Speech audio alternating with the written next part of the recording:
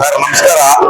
ನಾನು ಮೈಸೂರು ನಗರದ ಭಾರತೀಯ ಜನತಾ ಪಾರ್ಟಿಯ ಯುವ ಮೋರ್ಚಾ ಅಧ್ಯಕ್ಷ ರಾಕೇಶ್ ಗೌಡ ಅಂತ ಹೇಳಿ.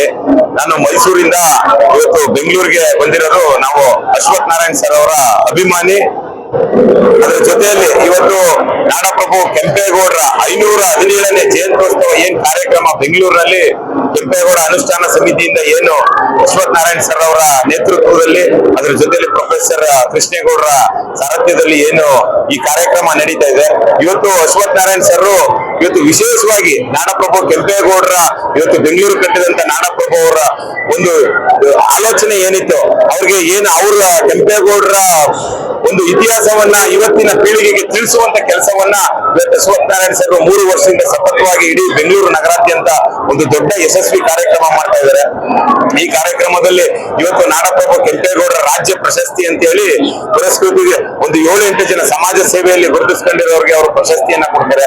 ಅದ್ರ ಜೊತೆಯಲ್ಲಿ ಅಶ್ವಥ್ ನಾರಾಯಣ್ ಸರ್ ಮಾಡಂತ ಕೆಲಸ ಯಾವ ರೀತಿ ಇರ್ತದೆ ಅಂತಂದ್ರೆ, ಈಗ ಡಿಸೆಂಬರ್ 25ನೇ ತಾರೀಕು ಅಟಲ್ ಬಿಹಾರಿ ವಾಜಪೇಯಿ ಅವರ ಸುಶಾಸನ ದಿನ ಅಂತ ಹೇಳಿ ಮಾಡ್ತಾರೆ.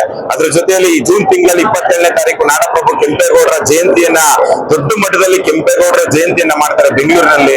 ಈ ಕಾರ್ಯಕ್ರಮ ಅವರಿಗೆ ಇನ್ನೂ ದೊಡ್ಡ ಮಟ್ಟದಲ್ಲಿ ಈ ರೀತಿಯಾದಂತ ಒಳ್ಳೆ ಕೆಲಸಗಳನ್ನ ಮಾಡಕ್ಕೆ ಅವಕಾಶವನ್ನ ಕೊಡ್ಲಿಕ್ಕೆ ಅವರಿಗೆ ಈ ತಾಯಿ ಚಾಮುಂಡೇಶ್ವರಿ ಅವರಿಗೆ ಆಯುಷು ಆರೋಗ್ಯ ಎಲ್ಲವನ್ನು ಕೊಟ್ಟು ಕಾಪಾಡ್ಲಿ. ಅವ್ರ ಜೊತೆಯಲ್ಲಿ ನಾವೆಲ್ಲ ಇವತ್ತು ಮೈಸೂರಿನಿಂದ ಏನ್ ಬಂದಿದೀವಿ, ನಾವೆಲ್ಲ ಅವ್ರ ಜೊತೆಯಲ್ಲಿ ಸದಾಕಾಲ ಇರ್ತೀವಿ. ಈ ರೀತಿಯಾದಂತ ಸಮಾಜ ಕೆಲಸಕ್ಕೆ ನಾವೆಲ್ಲ ಜೊತೆಯಲ್ಲಿ ಇರ್ತೀವಿ ಅಂತ ಇದ್ರ ಮೂಲಕ ಹೇಳಕ್ ಇಷ್ಟಪಡ್ತೀನಿ.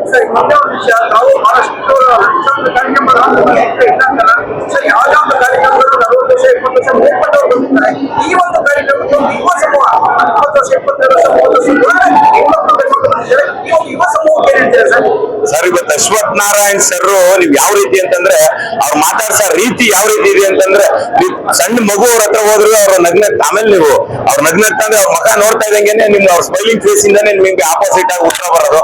ಅವ್ರನ್ನ ಯಾರೇ ಆದ್ರೂ, ಒಂದು ಚಿಕ್ಕ ಮಗು ಆದ್ರೂ ಅವ್ರನ್ನ ಇಷ್ಟಪಡ್ತಾರೆ. ಅದೇ ರೀತಿ ನಮ್ಮ ಯುವಕರು, ಅದರಲ್ಲೂ ಮೈಸೂರು ನಗರದಲ್ಲಿ ಇವತ್ತು ಯುವಕರು ತುಂಬಾ ಎಚ್ಚೆತ್ತವಾಗಿ ಅಶ್ವಥ್ ನಾರಾಯಣ್ ಸರ್ ಅವರ ಅಭಿಮಾನಿಯಾಗಿ ಇವತ್ತು ಎಲ್ಲರೂ ಇವತ್ತು ಇಲ್ಲ ಅಂದ್ರೂ ಮ್ಯಾಕ್ಸಿಮಮ್ 500ರಿಂದ 1000 ಜನ ಯುವಕರು ಇವತ್ತು ಬೆಂಗಳೂರಿಗೆ ಬಂದಿದ್ದೀವಿ.